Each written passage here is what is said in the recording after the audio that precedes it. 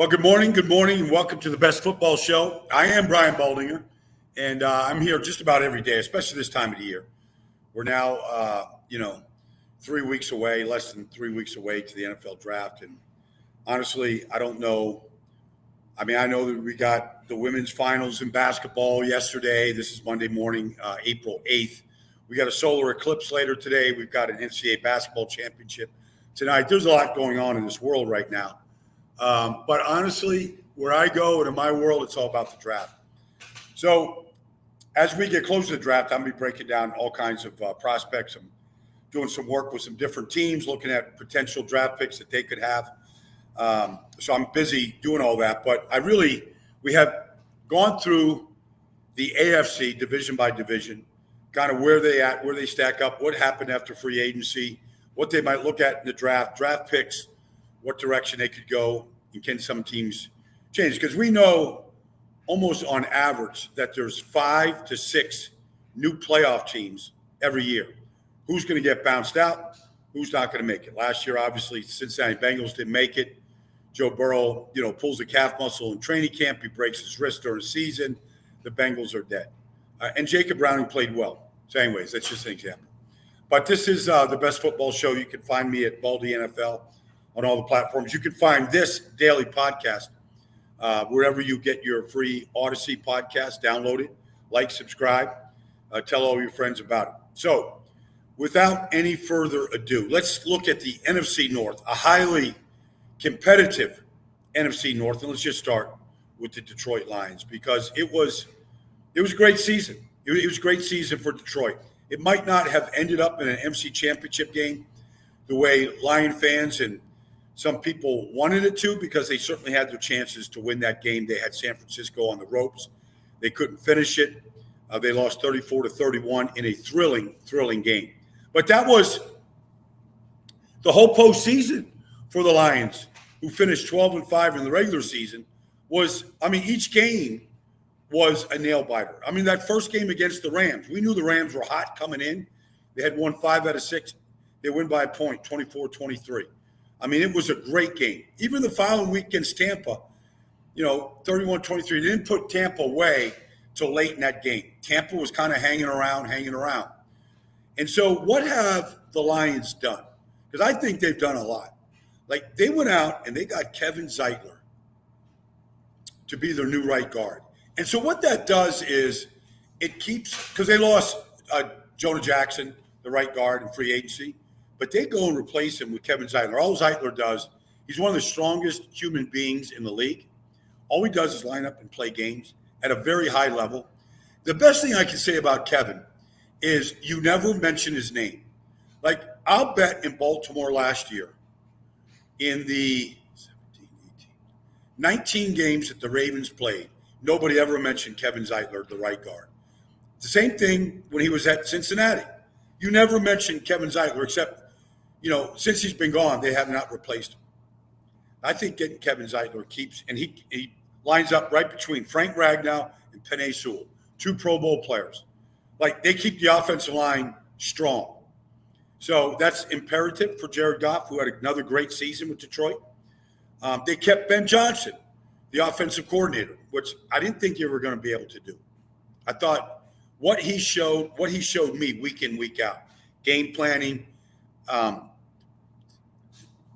really creative play calling, creative play design.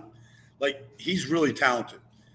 But they kept their coaching staff together. They keep the majority of the offense together, including a really good backfield, getting DeAndre Swift to come in. To have Jahmyr Gibbs with David Montgomery, to go with the rookie Sam Laporta, Amon-Ra St. Brown. They're really, really good. I think Jameson Williams takes off this year, a full year removed from, an ACL tear.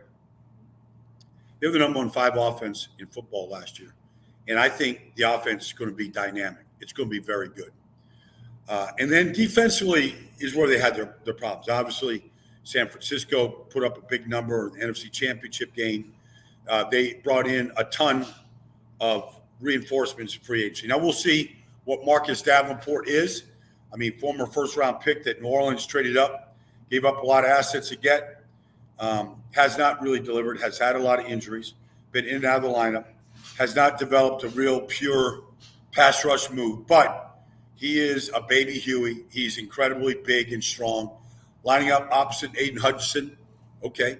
You go out and you get DJ Reader coming off a major knee injury. But if he's back, he's an immovable object. You put DJ Reader next to McNeil inside, it's pretty good tandem. So, I say that's something that has a chance to really develop because almost every other place, their linebacker, their safety core is super talented. Brian Branch, awesome rookie last year. You look at Kirby Joseph at free safety. You look at Ife Melifuanu and what he did. Just fill up the stat page the last half of the season. They're a solid team. And they will be talked about all offseason, preseason, as a team that can challenge San Francisco, Philadelphia, some of the best teams in the NFC for sure. They're going to be right there. I don't know if they have a 12-5 record. Maybe they improve it. They have a number one pick. They have the 29th pick, and they have the 61st pick. No second-round pick. So could they go get edge help? Could they invest with that 29th pick? Would Latu drop? Would Braswell be around? Would Chop Robinson be around? I feel like it's still their number one need. They need a stud opposite of Aiden Hutchinson, who is exactly that. So I think Detroit has a chance because they've already filled needs. They've done a phenomenal job building this roster. It's a very good roster. So I think they have a chance here. They've addressed things in free agency. They brought in Carlton Davis to play corner, who's been a good corner in Tampa, won a Super Bowl with Tampa. They brought in Amik Robertson, okay, could be your nickel corner. They've got depth in the secondary. They could still go corner with the 29th pick. 61st pick, they could go corner. They could go depth on the offensive line for sure. All those things are in play for Detroit. So who's chasing them? Green Bay Packers. Green Bay Packers, look, they had San Francisco on the ropes after they demolished the Dallas Cowboys in Dallas. They put up 48 points on them. They demolished them like it was a beatdown. As bad as any playoff game as I've seen in a long time. They ran the ball right down their throats with Aaron Jones. Aaron Jones, no longer there. A.J. Dillon is, and here comes Josh Jacobs. So Josh Jacobs, 2 years removed from winning the rushing title in this league. I think Josh is only 25 years old. He might only be 24 right now, but he'll be 25 during the season. He's still very young. Got a lot of football in him. And Aaron Jones has been a stud, an absolute stud for Green Bay. Part of that electrifying 2018 draft with Kamara, maybe just the best all-around back in all of football in San Francisco, and Fournette, it's talented. McCaffrey, Kamara, Jones, that was a great draft. Anyways, Aaron Jones, outside of Christian McCaffrey, probably the best back, not knocking McCaffrey or what Fournette has done in this league or anybody else. He's been a stud player. 5th round, UTEP. Anyways, let's look at Green Bay because the young receivers, whether it's Romeo Doubs or Jaden Reed or Christian Watson or Musgrave or Kraft, it's unreal how quickly Matt LaFleur and his staff has developed these guys into real playmakers. That's never happened in Green Bay before. Maybe Sterling Sharp is the last rookie to come in and just set the world on fire in Green Bay, maybe. But it's unreal, and that's a credit to Jordan Love. It's a credit to the staff.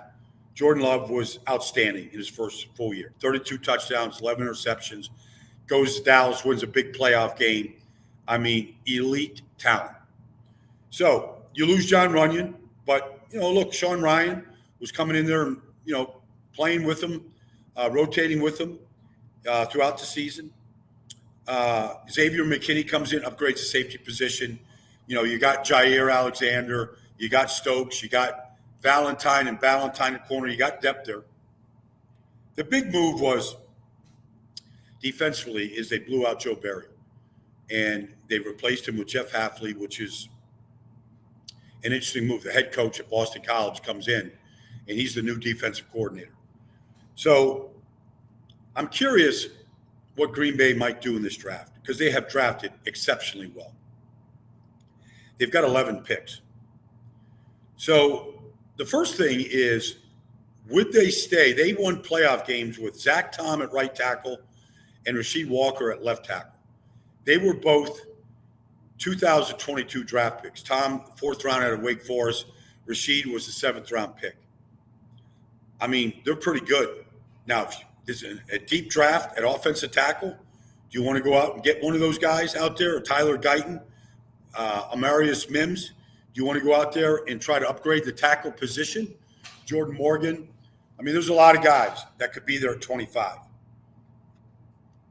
It's a consideration. There's centers in this draft that are worthy of the 25th pick. Graham Barton at Duke. Got a great center at Oregon. Do you want to try to upgrade there? Do you want to still build on defense? You know, Johnny Newton out of Illinois. Just keep building that defensive front.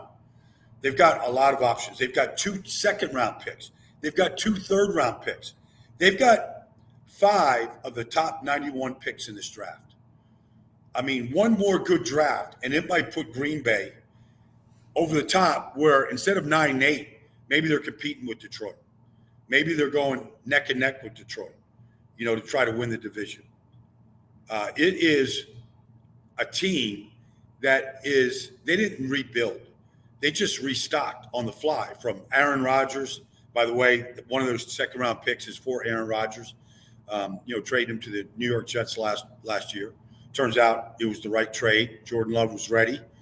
Can't give that coaching staff enough credit for all the things that they've done. But I think the big change is going to be Joe Barry. And let's face it, they were the 23rd ranked defense. They had their share of injuries. You know, Devondre Campbell is no longer there. We'll see how that goes. Middle linebacker is, I think, inside linebacker is a position of need. Peyton Wilson, could he be, you know, the 41st pick in the second round out of North Carolina State? Could he come in there and do that? They had a good rookie class last year. So Lucas Van Ness came in and gave them, you know, some real juice off the edge.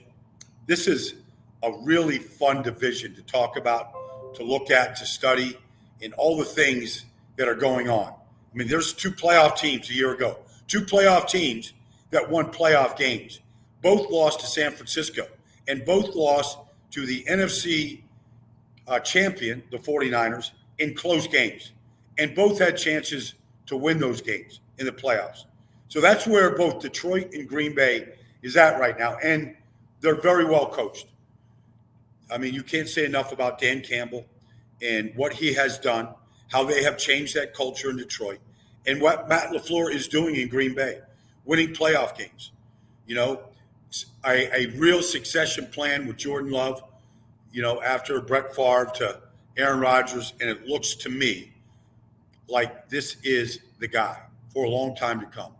I was a big fan of Jordan Love coming out of Utah State.